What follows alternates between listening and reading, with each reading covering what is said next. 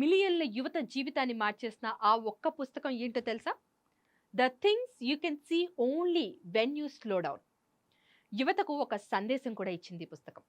జపాన్లో ఒక పరిశోధన జరిగిందట. సగటున ఒక మనిషి రోజుకు తన ఫోన్ని 150 సార్లు టచ్ చేస్తాడని. అంటే ప్రతి 6 నుంచి 7 నిమిషాలకు ఒకసారి.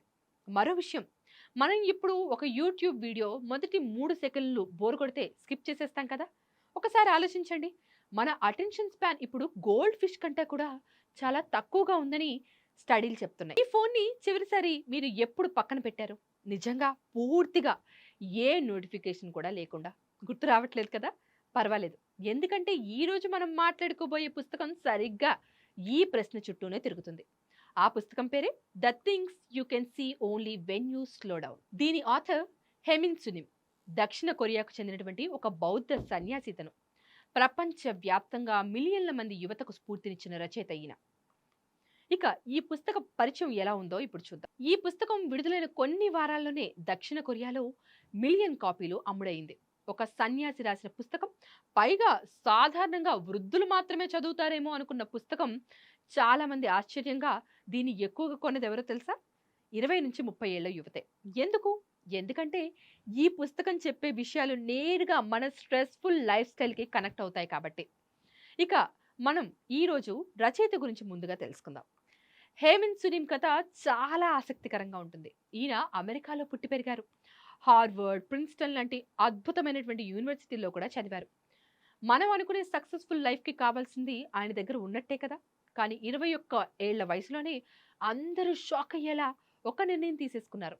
చదువు మధ్యలోనే ఆపేసి సన్యాసాన్ని స్వీకరించారు. ఎందుకో తెలుసా?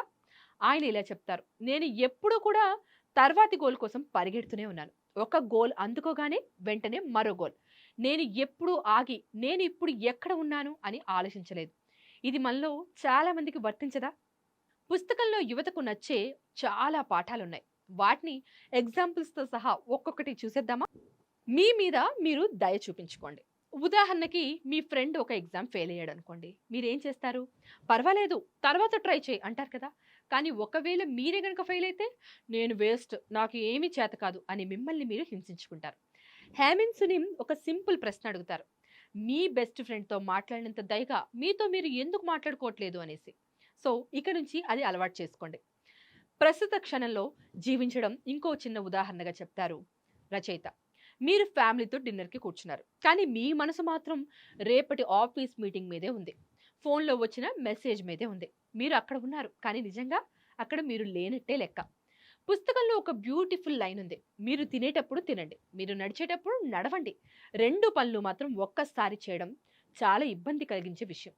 ఇది అసలు ఎఫిషియన్సీయే కాదు, అది మీ జీవితాన్ని మిస్ చేయడమే అని చెప్తారు రచయిత. మూడో విషయం, నిశ్శబ్దానికి అస్సలు భయపడకండి అని.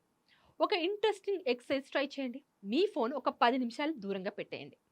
ఏమీ చేయకుండా అలా కూర్చోండి.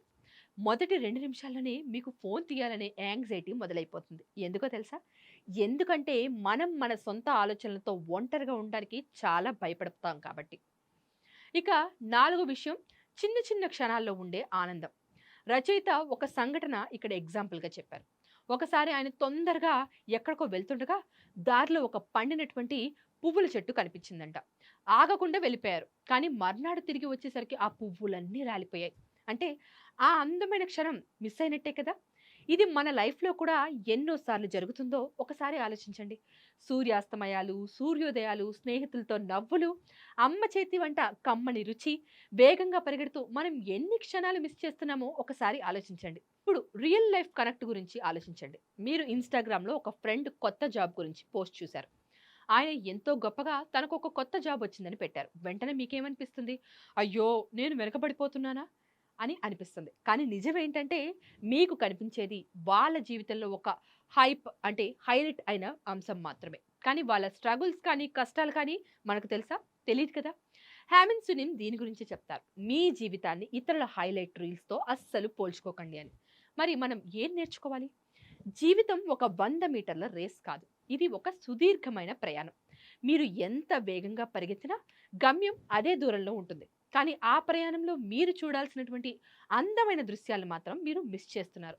ఒక చిన్న ఛాలెంజ్, ఈ రోజు నుండి రోజుకు 5 నిమిషాలు మీ ఫోన్ పక్కన పెట్టి కూర్చోండి. అప్పుడు చూడండి మీకు ఎలా అనిపిస్తుందో. గుర్తుంచుకోండి, నెమ్మదిగా వెళ్ళినప్పుడే జీవితంలోని అసలైన అందం, అదేవిధంగా అద్భుతమైన క్షణాలు మనకు కనిపిస్తాయి. ఈ పుస్తకం ఖచ్చితంగా చదవండి. మీరు ఈరోజు ఏం స్లో డౌన్ చేసుకుంటున్నారో కామెంట్స్లో మాకు చెప్పండి. మళ్ళీ మరొక స్ఫూర్తిదాయకమైన పుస్తకంతో పొలిటికోస్లో మళ్ళీ కలుద్దాం. అంతవరకు సెలవు. నమస్తే. గమనించండి, జీవించండి. Please subscribe to the channel and download the Politicos app from the links in the description.